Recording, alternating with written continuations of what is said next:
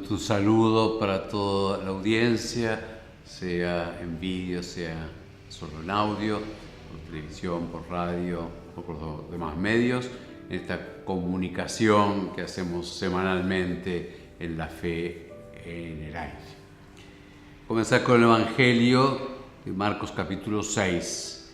Jesús se dirigió a su pueblo, seguido de sus discípulos. Cuando llegó el sábado comenzó a enseñar en la sinagoga y la multitud que lo escuchaba estaba asombrada y decía: ¿de dónde saca todo esto? ¿Qué sabiduría es esa que le ha sido dada y esos grandes milagros que se realizan por sus manos? ¿No es acaso el carpintero, el hijo de María, hermano de Santiago, de José, de Judas y de Simón?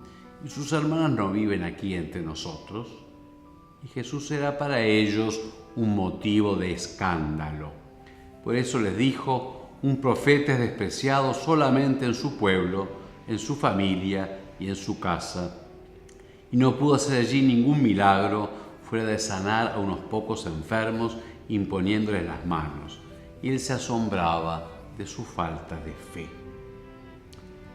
Es una escena que nos narra el Evangelio un tanto curiosa, hay que ubicarla. Jesús va a Nazaret, que era el pueblo donde había vivido durante casi 30 años.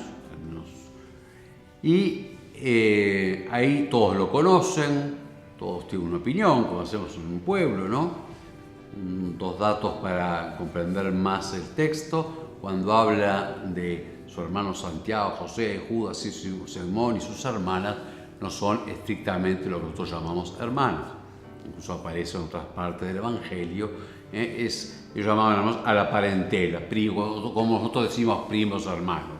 María Virgen, antes y después del parto, tuvo solamente a Jesús, engendrado del Espíritu Santo. Es su parentela en un pueblo chico y en aquella época un poco movimiento, se vivía un poco, digamos, tribalmente. Y allí se asombran de la enseñanza. Como dicen en otras partes, hablaba con autoridad interior, hablaba como quien es la verdad, no como quien comenta, y hace grandes signos. Los había hecho en otros pueblos de alrededor, en la ciudad de Cafarnaúm, todos estaban enterados. Pero ante este asombro, en lugar de abrirse, de disponerse bien, de tener fe, y entonces abrirse a que Jesús actuara, se asombran y juzgan. ¿Cómo? Este es uno de los nuestros. Y entonces con esa falta de fe no se disponen a recibir la acción de Jesús, y por eso dice que no pudo sanarse unos pocos enfermos. Y no es que no pueda porque Jesús no tenga poder para hacer más milagros, sino que realmente Jesús no hace milagros por propaganda y para mostrar yo soy el que puedo todo, sino en la medida que el hombre se abre a Dios y por ese signo hace el milagro y que llevarlo a más. Tenemos por un lado que nosotros rever cuánto podemos, eso, escandalizarse es tropezar con una piedra, ¿no? Que le molesta el camino de la fe. Sobre todo cuando Dios nos parece demasiado chico, demasiado cercano. Es una falta, el escándalo de la fe propio de los pueblos que han tenido cerca el cristianismo. Entonces, no, esto ya lo conocemos, ya lo sabemos, y se empieza a buscar otras cosas. Incluso el escándalo ante la iglesia. La iglesia, mirada con los ojos de la fe, es el cuerpo de Cristo, el templo del Espíritu, enviada por Jesucristo, que por supuesto envía y obra y actúa en la iglesia a través de instrumentos humanos. Cuando para bautizar es Cristo quien bautiza a través de un hombre que echa el agua, predica y invoca a la Trinidad. Lo mismo digamos en la Eucaristía. Mismo cuando el perdón de los pecados no puede perdonar el sacerdote, Dios que perdona, fue el instrumento de él, y no porque el sacerdote sea santo, porque ningún otro santo podría perdonar, porque el pecado es una ofensa a Dios. Entonces, a veces ese escándalo de la iglesia tan humana, tan común, incluso con los pecados de sus miembros, no solamente de los ministros, también de sus miembros. Hay un escándalo porque Dios se ha acercado mucho, nos parece conocido, es fulanito, es menganito, yo le sé esto, y ahí no permite los grandes signos de Dios, que en primer lugar es la palabra, en los sacramentos y el dejarnos curar por Dios. La Iglesia enseña y anuncia, hace presente a Cristo en nuestro Nazaret en nuestro pueblo que todos conocemos. No tropecemos con la cercanía de Dios en Cristo y en la Iglesia, sino pidamos que nos aumente la fe para que pueda hacer maravillas en nosotros. El Señor los bendiga a todos.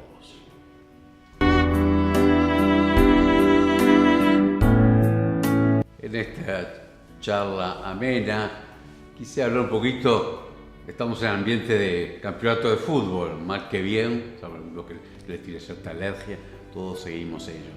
Bueno, está bien la alegría, está bien el compartir, son cosas agradables de la vida que son buenas. Sabios como Santo Tomás decían que se necesita juego y distracción en la vida para mantener cierta espíritu esponjado, cierta libertad y alegría de espíritu. Yo quisiera reflexionar un poquito más sobre el mismo juego. Hay la mera distracción, uno ve una película, en cambio el juego siempre tiene reglas. El juego es de algún modo la vida vivida en un rato, tiene reglas de espacio, de tiempo, de lo que se ha de hacer y de algún modo es vida o muerte. Bueno, lo vamos a ver más ya en el juego de las últimas partes del campeonato, cuando cada partido es vida o muerte. Y el juego hace vivir como la vida de algún modo es un drama, con ciertas reglas, hay peligro, o hay posibilidad de vida o de victoria. Pero el juego además disciplina, a través, y esa es una de las grandes ventajas del deporte, quizás lo he señalado mucho, esta etapa del fútbol nacional, mostrando ciertos valores de disciplina, de esfuerzo, de humanidad, de respeto. Pregunto mucho a los chicos, y lo pregunto ahora para hacer la reflexión. Un deportista, cuanto más grande más, no hace siempre lo que quiere. Tiene concentraciones, tiene que dormir en tal lado, tiene que comer de tal forma, tiene que entrenarse.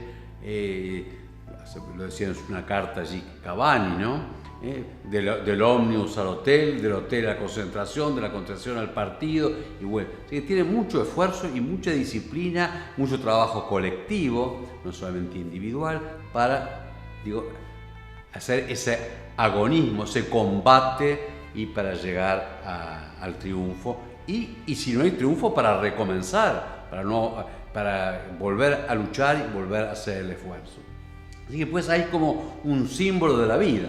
San Pablo en sus cartas compara la vida del cristiano, sea con el deportista, entonces da mucho la corrida en el estadio y cómo se disciplina y cómo se esfuerza y cómo tiene que cumplir con determinadas cosas para alcanzar, decía, una corona que se marchita, porque el premio es una corona, sea con el soldado antiguo que era básicamente con el cuerpo, cómo tiene que tener la coraza en la mano, el casco de la fe, las botas puestas. Y también pues la vida cristiana es un deporte, es un combate, o sea, es en serio un juego grande en el cual el hombre se edifica, llega a su estatura, llega a poder hacer lo que él es y junto con los demás.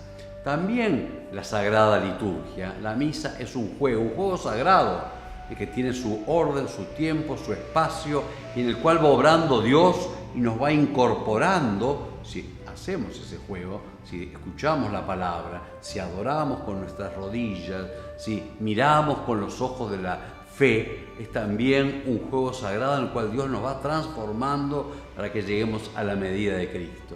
Esto no es para racionalizar el deporte, ni siquiera aún su gratuidad. Hay un momento que hay que entregarlo el todo por el todo, por un premio relativo, y a veces, podemos aún jugar por nada, pero por la misma victoria. También lo gratuito que tiene el deporte es parte del valor que tiene el juego. Y que el Señor nos ayude a gozar con el juego, a jugar bien cuando tenemos que jugar y sobre todo adentrarnos en la formación para el juego sagrado de la vida cristiana, que comenzó con nuestro bautismo. Ahí entramos en el equipo de Jesucristo. Él es el verdadero pedagogo y director técnico, y lo va haciendo también a través de la Iglesia, con las enseñanzas, con los modos de participar hay que dejarse conducir también el juego, así como hay que entregarse entero, hay que dejarse conducir y ver la meta, la totalidad. Fíjense que el arco, digamos nosotros, es la meta a donde llegar, ¿eh? Gol significa eso, meta, alcanzarlo. El Señor pues nos enseña todo y que nosotros también aprendamos y crezcamos a través del juego y del juego sagrado en cómo ser mejores personas y mejores cristianos.